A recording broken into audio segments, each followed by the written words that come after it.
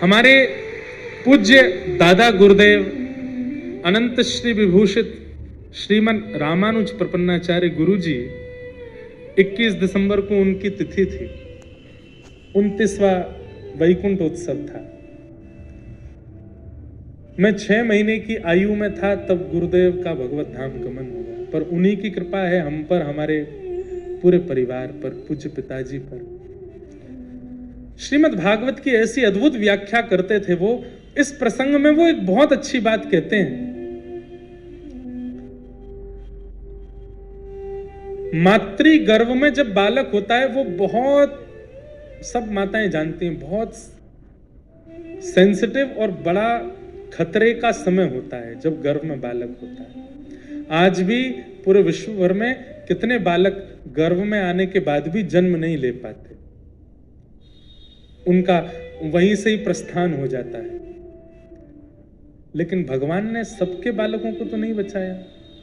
उत्तरा के बालक में ऐसी क्या विशेषता है कि ठाकुर जी उसके गर्भ में प्रवेश कर गए और उसकी रक्षा करके आए। तो हमारे रामानुज गुरु जी एक बहुत अच्छी बात कहते थे।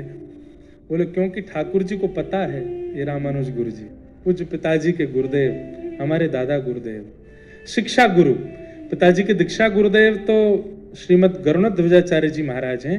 आप दीक्षा नहीं देते थे तो आपने पिताजी को पढ़ाया, और कभी आप कहीं पढ़ा होगा यूट्यूब पे, कभी सुनिएगा कि पिताजी को आपने कैसे पढ़ाया, अद्भुत है।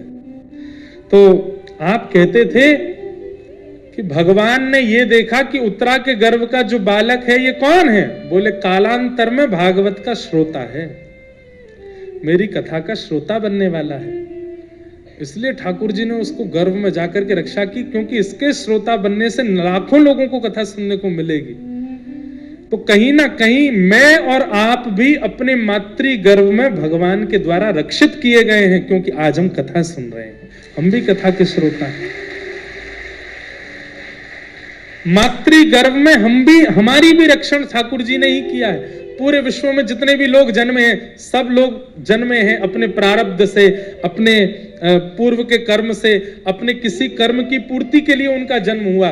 लेकिन कथा में आकर के यदि व्यक्ति बैठा है तो इस बात को प्रमाणित मान ले कि मेरा जन्म इसीलिए हुआ था कि आज का दिन मैं देख सकूं, कथा श्रवण कर सकूं। इसी के लिए ठाकुर जी ने बचाया कि तुम कथा सुन सको, और कथा सुनकर के अपने जीवन में वो